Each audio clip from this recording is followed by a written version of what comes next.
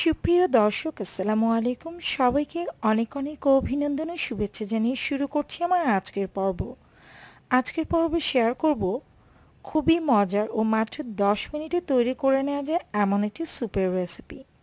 হ্যাঁ ভিউয়ার্স, আজকে তৈরি করে দেখাবো টমেটো এগ স্যুপ। খুবই কম সময়ে ঝটপটে কিন্তু আপনারা এটা তৈরি করে নিতে পারবেন। তো চলুন কোনো রকম কথা না বাড়িয়ে মূল রান্নায় চলে যাওয়া যাক। টমেটো এগ স্যুপ তৈরি করার জন্য আমি এখানে 4 কাপের মতো পানি নিয়েছি, আর পানিতে অলরেডি বলক চলে এসেছে।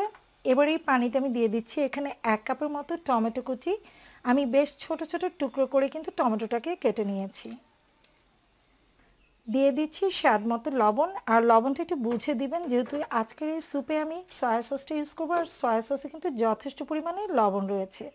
তাই এ পর্যায়ে লবণটা বুঝে দিবেন, আর আপনারা চাইলে সয়া সস ইউজ করার পর বুঝেও কিন্তু লবণটা দিতে পারেন।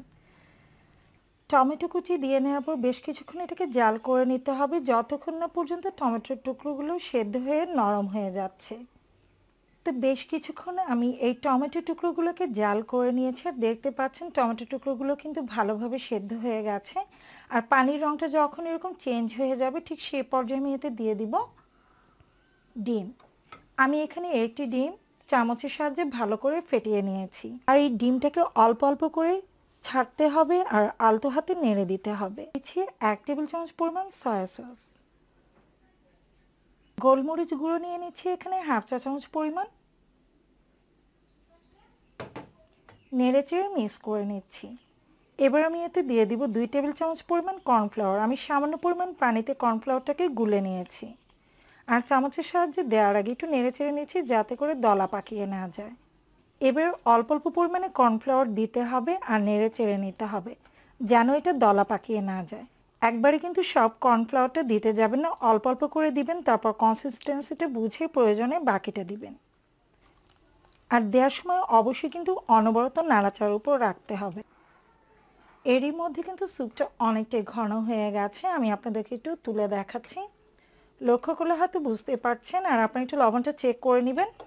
এই পর্যায়ে আমি দিয়ে দিচ্ছি বিলাতি ধনিয়া পাতা। আমি পাতাটা আপনাদেরকে একটু দেখিয়ে দিচ্ছি, এরকম লম্বা শেপের হয়।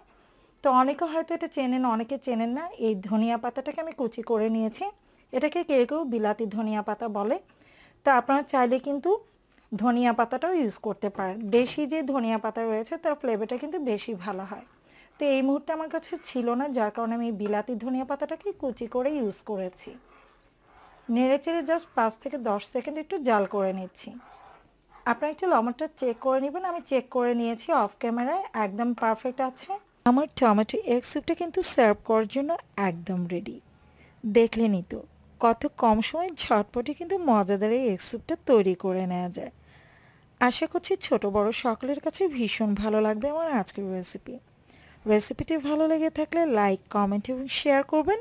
আর এরকম সব মজার মজার রেসিপি পেতে চ্যানেলটিকে সাবস্ক্রাইব করে পাশে থাকার অনুরোধ রইল। খুব শীঘ্রই ফিরে আসবো নতুন কোনো রেসিপি নিয়ে। সে পর্যন্ত সবাই ভালো থাকবেন, সুস্থ থাকবেন।